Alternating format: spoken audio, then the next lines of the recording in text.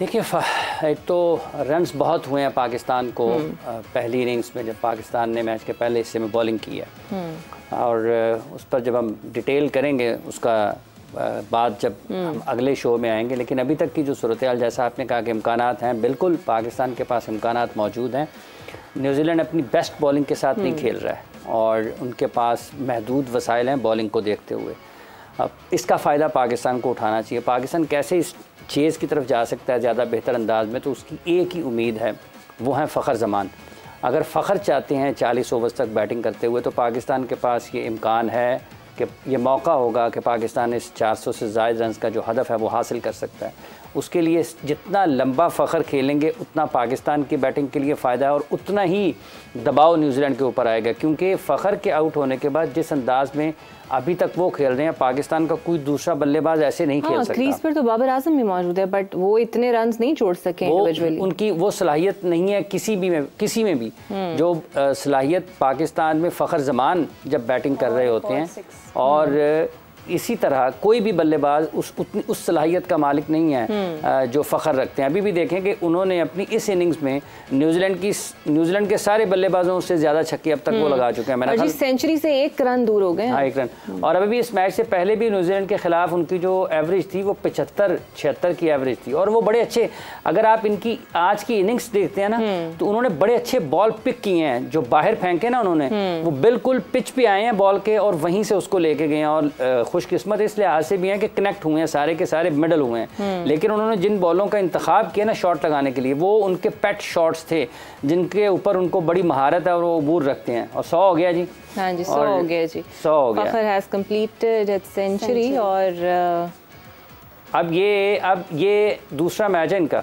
पिछले मैच में भी इन्होंने रन्स किए थे और इस मैच में भी इन्होंने रन्स किए हैं। और पाकिस्तान के फैसला साजों ने इन्हें पहले मैच में ड्रॉप होने के बाद बाहर बिठा दिया था, उनको आगे मौका ही नहीं दिया था। अगर आपके पास इस किस्म का बल्लेबाज हो और आप उसको स्क्वाड प्लेइंग 11 की बजाय उसको बाहर कुर्सियों पे बिठा के सारा वर्ल्ड कप घुमाएं, फिर बाद में आप कहेंगे हमसे फैसले ठीक नहीं होंगे। आपको पता है, आपको याद होगा कि यहीं पर समीन राना साहब बैठे हुए थे और उन्होंने क्या कहा था कि फ़खर आपको वर्ल्ड कप जितवा सकता है। तो पाकिस्तान ने तो उसको बाहर बिठाए रखा है। तो ये जो प्लेइंग 11 बाहर बैठ के उसने देखा है और सीखा है। और बाहर आप देखें कि आप इमाम को ड्रॉप किया है तो इमाम की जगह पर इन्होंने रन्स किए हैं। और अब बाबर आजम ने भी एक शॉट खेला मिड विकेट में, ये भी चौका ही है।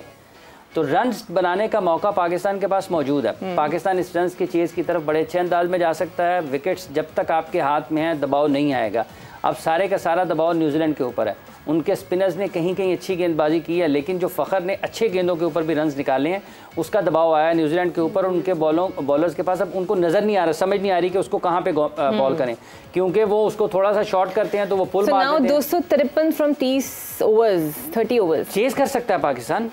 ये जो 30 ओवर्स हैं, 30 में से कम 20 फ़खर को खेलने पड़ेंगे। अगर फ़खर नहीं खेलते हैं 40 ओवर्स तक बैटिंग नहीं करते, आपने प्रेशर फ़खर पे डाल दी, जो बाकी है वो क्या करेंगे? रन्स फ़खर के ही बैट से निकलने हैं। ये जो रफ्तार आपको नजर आ रही है ना, फ़खर जितनी रफ्तार पाकिस्तान की बैटिंग में कोई दूसरा बल्लेबाज नहीं है जो इस रफ्तार से बैटिंग कर सकता है, इस रफ्तार से रन्स कर सकता है। ये फ़खर की सलाहियत है और आज देखेंगे वो उन्होंने करके भी दिखाया।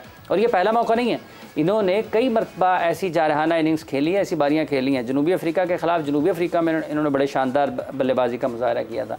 आज यहाँ पर ये वर्ल्ड कप है, ये नॉकआउट मैच है, ये प्रेशर मैच है, ये असाब का मुकाबला है, मजबूत असाब का मुकाबला है। हम तो चाहते हैं आप दूसरी भी सेंचुरी कर लें खड़े खड़े ही, यही हो सकता है। अगर पार्टनरशिप लगती है, पाकिस्तान को ज़रूरत ही एक अच्छी शराकतदारी की। अगर ये लंबा खेलते हैं, देखें बाबर गो के उतनी ज़्यादा तेज़ रफ्तारी के साथ रन नहीं बना रहे, लेकिन उनके किरदार को नज़रअंदाज नहीं किया जा सकता क्योंकि स्टेबिलिटी भी मिल रही है।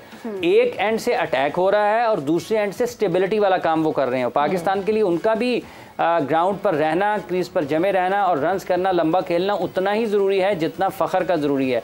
फ़खर के साथ उनको दूसरे एंड से अगर सपोर्ट मिलती रहेगी तो पाकिस्तान का काम आसान होगा। एक और पॉसिबिलिटी पे बात कर लेते हैं। If Pakistan would chase this big target, right? तो फिर रन रेट के लिहाज से भी पाकिस्तान और ऊपर आ जाएगा, फर्क पड़ेगा। लेकिन पाकिस्तान को रन रेट के साथ साथ पाकिस्तान का था कि इनको 35 ओवर्स में टारगेट का, अब मैं उसको देखता हूँ कि उसके क्या है, लेकिन जो इब्तदाई तौर पर ये पता चला था कि पाकिस्तान ने शायद 35 ओवर्स में हदफ को हासिल करना है।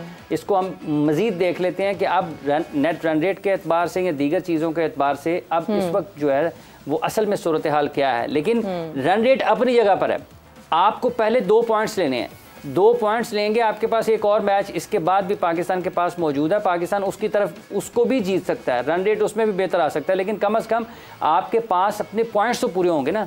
मैच नहीं जीतेंगे तो रन रेट तो आपका होना ही नहीं है। तो सबसे पहली बात पाकिस्तान के लिए इस मैच को जीतना है, अगर जीतेंगे नहीं तो रन रेट आपका कैसे ठीक हो सकता है। So it would be a big for Pakistan. बहुत जी 400 रन, हाँ, अगर ये जीत जाएं, क्योंकि असल में सोशल मीडिया के ऊपर इतने रन्स के बाद पीपल वर एक्चुअली सेड कि बस गया। देखिए ये जब आप देखते हैं तो बज़ाहिर आपको ये लगता है कि 400 रन नहीं हो सकते हैं, लेकिन आप देखें कि पिच कैसा खेल रहा है, उनकी बॉलिंग क्या है। न्यूजीलैंड की बॉलिंग अच्छी नहीं है, उसकी वजह यह है कि वो अपने टॉप बॉलर्स के बगैर हैं, ना तो हेनरी हैं ना लुकी फर्गुसन हैं। और जब आपके टॉप बॉलर्स नहीं होते हैं तो उसके लिए मुश्किलात होती हैं कि फास्ट बॉलिंग में आपके पास जो विकेट टेकिंग ऑप्शंस हैं वो कम हो जाते हैं और उसका फ़ायदा पाकिस्तान को है। देखें ट्रेंट बोल्ट या टिम साउदी इस तरह की पिचेस के ऊपर जहां पर कोई बहुत ज़्यादा सीम मूवमेंट ना हो, पेस उनकी इतनी ज़्यादा नहीं है कि वो बल्लेबाजों के लिए मुश्किलात पैदा कर सकें, तो इसका फ़ायदा उठाती है मुखालिफ टीम और फ़खर ने उसका भरपूर तरीके से फ़ायदा उठाया है। उनके स्पिनर्स को जिस तरह से अटैक उन्होंने किया है, जिस तरह से उन्होंने अपने शॉट्स को जो उन्होंने बॉल पिक किए हैं शॉट्स के लिए वो बड़े अच्छे थे और लकी भी रहे हैं कि कनेक्ट होती नहीं है। आप भी देखें कि हर वो शॉट जो वो खेलते हैं वो गैप में जा रहा है, हर शॉट गैप में जा रहा है। अच्छा, तो गुड थिंग यहाँ से जनाब आप देखें इतने शायकीन नहीं है पर जितना भी लोकल क्राउड है सब पाकिस्तान को सपोर्ट कर रहा है। वो सारा मिकी आर्सन ने मंगवाया सब देखना चाहते हैं पाकिस्तान इंडिया को। लेकिन phenomenal, I mean Indians are really want Pakistan to be in the final. India में पाकिस्तान की फॉलोइंग तो है ना, पाकिस्तानी प्लेयर्स को बहुत ज्यादा पसंद किया मैंने तो लोगों को नाचते हुए भी देखा है फखर के छक्कों पे। हाँ, पाकिस्तान की अभी भी देखें इंडिया की जो जर्सियां हैं वो पहन के लोग वहाँ पर बैठे हुए हैं और एंजॉय कर रहे हैं क्रिकेट को। बुनियादी तौर पर ये जो बैटिंग हो रही है ना, ये छक्का